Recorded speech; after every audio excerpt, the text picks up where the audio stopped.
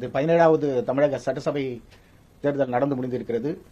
மகிழ்ச்சியாகவும் இருக்கிறது, அதிர்ச்சியாகவும் இருக்கிறது.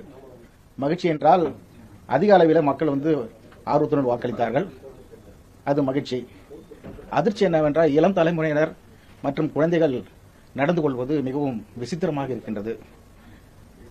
தேர்தல் என்றால் வெற்றி தோல்வி சகஜம். இது 1952 நடக்கின்றது. இது 17வது சட்டசபை தேர்தல். இந்த சட்டசபை தேர்தலில் புதுமையாக இருக்கின்றது. 4 பெரிய கட்சிகள் தேர்தலில் நிற்கின்றன. 4 கட்சிகளும் ஜெயிக்க முடியாது. ஒவ்வொரு கட்சியில் இருப்பவர்களும் தங்கள் கட்சி தான் வெற்றி பெற வேண்டும் என்று நினைக்கிறார்கள். அதுக்கு நியாயம். அவர் என்ன செய்ய முடியும்? அவர்கள் கேன்வாஸ் செய்யலாம், போய் ஓட்டு போடலாம். அதுக்கு மேல அவங்க எதுவும் செய்ய முடியாது. ஆனால் சிலர் மாயையில் இருக்கிற ஒரு சோசியல் மீடியாவில் தெரியுது. குழந்தைகள், எஸ்பெஷலி குழந்தைகள், இளைஞர்கள் எல்லாம் இந்த மாதிரி தன்னுடைய தலைவர் தான், இது கட்சிக்கு அப்பாற்பட்டு நான் சொல்கிறேன், இந்த கட்சி அந்த கட்சி என்று சொல்லவில்லை, தன்னுடைய தலைவர் தான் வெற்றி பெற வேண்டும், தன்னுடைய கட்சி தான் வெற்றி பெற வேண்டும் என்று சொல்கிறார்கள். இந்த ஒரு கால் வெற்றி பெற்றால் கொண்டாடி விடலாம், வெற்றி பெறவில்லை என்றால் தாங்குகின்ற மனநிலை வேண்டும். அந்த தாங்குகின்ற மனநிலை இப்பொழுது இருக்கின்ற இளைஞர்களுக்கும் குழந்தைகளுக்கும் இருக்கின்றதா என்பது சந்தேகம் இருக்கிறது.